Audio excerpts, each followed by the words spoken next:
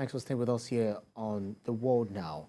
Back here in Nigeria, the federal government is being asked to entrench into schools the course Understanding Disabilities to enhance in-depth and widespread knowledge of how to handle persons with disabilities. This formed part of the major focus of a training workshop by the Center for Youth Studies in Lagos. Senior correspondent Jacqueline Ogo reports. Statistics by DataFight say there are over 25 million people with disabilities in Nigeria. The figure cannot be really said to be factual. The reason is Nigeria is still battling to have a perfect record-keeping system. People with disabilities have various challenges they expect the government and the people to understand. That's because, as they say, disabilities have no homogeneity.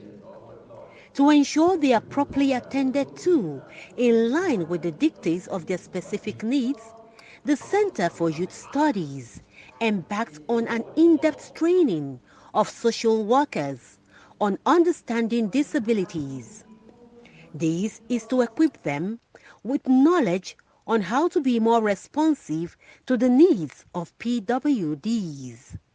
Part of the purpose for this training is to mainstream the issues of special education, people with disabilities, in the curriculum of the National Universities Commission. A representative of National Universities Commission is here. So the idea is that the issue of the people living with disabilities will be in the curriculum for special needs education in Nigerian universities, so that it will create better understanding for, our interacting and, working with people with disabilities in our society. This professor and social work educator of the University of Lagos says there are many more reasons why the strategic training is key. Disability is it's mainly due to environmental barriers. For instance, two people are walking, one person is normal walking and the other one is on wheelchair. Let me use students as an example. They now come to a staircase. If there is no ramp, that one on wheelchair will not move up. But if there is ramp, it will move up, isn't it? So that environmental barrier has caused that. So you, as a social worker, should be able to know that. You should be able to empower them. Empower them in the sense that you now give them options of what they need. And to radically transform Nigeria into a nation where people with disabilities are not discriminated against, advocates say the government must beam its searchlight on all key areas that must be addressed. Every plan for the population should have an inclusive approach to it. At the health service, there should be removal of barrier that will allow persons with disability to function within the health sector. The school system should be an inclusive, that will remove all barrier. Building structures should be inclusive-minded. A representative of the National Universities Commission was quick to explain that the government is not in deep sleep. We are not aloof to the challenges of disabilities in Nigeria. As we speak, we are reviewing the entire curriculum in the Nigerian university system. And critical to this curriculum is a program we call special education. But for disability studies, it is not existing there. Not because we do not want it to come on board, but I think it has more to do with the fact that the stakeholders, talking about the social workers themselves, have not organized themselves to a point where they say, look, we want a bigger picture. Be that as it may, those who wear the shoes know where they pinch. Tobiloba Ajayi is a smart lady living with disability, and she is the Chief Responsibility Officer of the Let's Cerebral Palsy Kids Learn Foundation. She is not pleased with the level of attention the needs of people with disabilities are given in national planning. She says the government should not just sign treaties on protecting their interests and shove them aside thereafter. There's three-story building, and then you're climbing stairs, and then I'm asking myself, what's the essence of the ramp you put in front? Decoration. Let's start there. Let's talk about our public schools. We talk about the fact that children with disabilities should be in school with their peers. What kind of education is being offered children with disabilities in our public schools? Let's talk about our public transport system. They'll tell you that, oh, on the BRT public transport system, people with disabilities should be able to access the bus for free. Where is the ramp if I'm on a wheelchair? You know, so it's those things. Even the bus stops, they are so high that I wonder, like, okay, people on wheelchairs, please, how are they supposed to access these bus stops? So it's in those things. You build ramps on bridges. The ramps are so steep.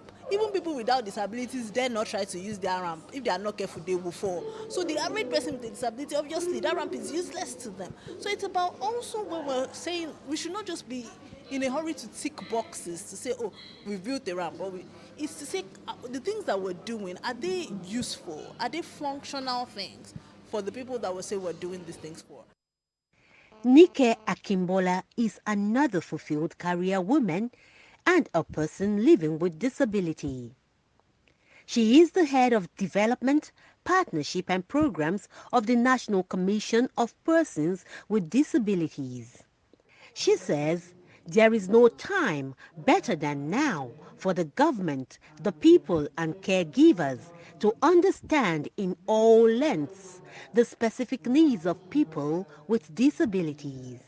In caring for persons with disabilities, we should bring empathy into place and not sympathy. We should bring human rights approach and not the charity approach. Because it is the charity approach that believes that persons with disabilities should be given arms, they should be helped, they should be given something to sustain them. But the human rights approach sees disability as a human rights angle, in the sense that persons with disabilities should be given equal opportunity to compete favorably well with with other persons without disabilities. But with the coming into being of the Commission, with the provision of the Disability Act, thank God for our president that signed this act into law. It has become so mandatory that persons with disabilities should be seen and be treated like every other Nigerian and should be given equal opportunity when it comes to employment, when it comes to social life, when it comes to participation in politics. Every journalist likes to embark on a journey of questions, and Nike allowed me to get personal with mine. So I fired my question, wrapped in deep curiosity. I can see you're radiating. So I want you to tell me, are you married? Yes, I'm married with 2 kids, 2 beautiful girls. Wow, interesting. No wonder you're glowing. I can see love, shining all over you. Now tell me, how did you meet this man and how did he treat you? People with disabilities don't want to be pitied. You prefer true love. My love life is beautiful. He doesn't see the disability in me, and because I always encourage every person, especially women with disabilities, do not go into a relationship empty-handed. What do you have to offer? When you have something to offer, believe me, your partner will not joke with you. He will treat you like a queen that you truly are. So I didn't go into the relationship empty-handed. I went into the relationship having a lot to offer. Wow, so now let me tell our viewers that I've found a queen, I've found a talented woman. I'm proud of Nike. I'm happy that Nike has become my friend, and my name is Jacqueline Ogo, reporting for TVC News, Lagos.